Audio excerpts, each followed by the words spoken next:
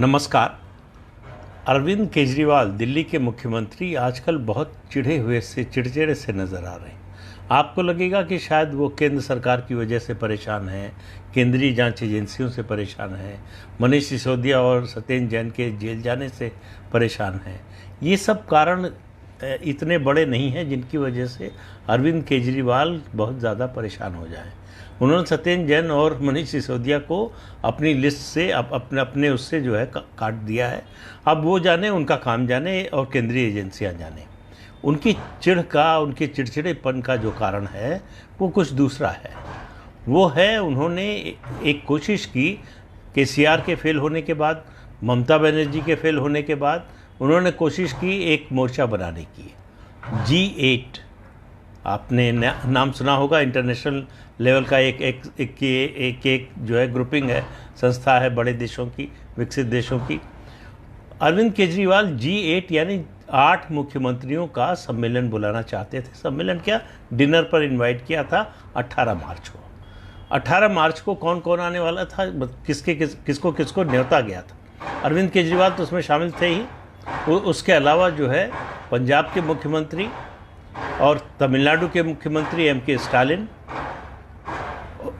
बिहार के मुख्यमंत्री नीतीश कुमार, तेलंगाना के मुख्यमंत्री K. चंद्रशेखर राव और उसके अलावा जो है झारखंड के मुख्यमंत्री, और इसके साथ ही जो है उनका जो साथ देते हैं, उनको उम्मीद रहती है और पश्चिम बंगाल की मुख्यमंत्री ममता बनर्जी की।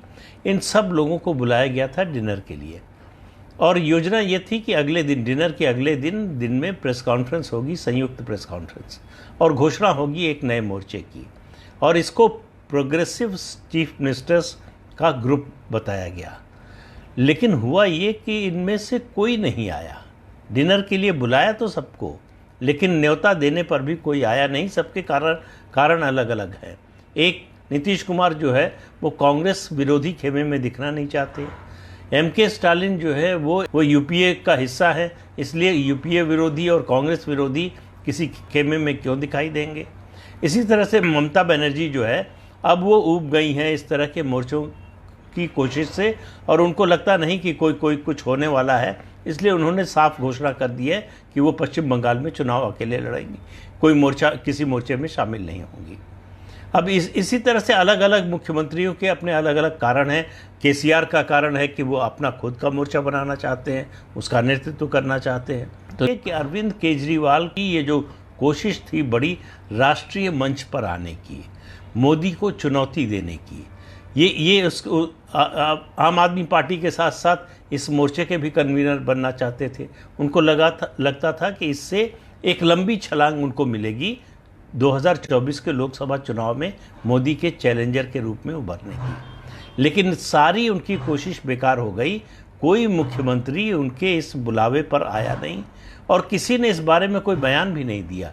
इसलिए अरविंद केजरीवाल ने भी चुप्पी साध ली और उनकी ओर से भी इस तरह का कोई बयान नहीं आया।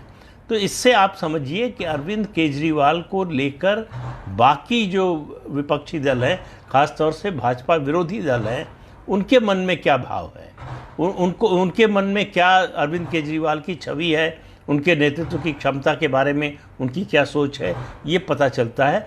तो 2024 के लोकसभा चुनाव से पहले अरविंद केजरीवाल की राष्ट्रीय महत्वाकांक्षा को एक बड़ा झटका लगा है। और आगे देखिए क्या होता है। इस अंक में इतना ही। नमस्कार।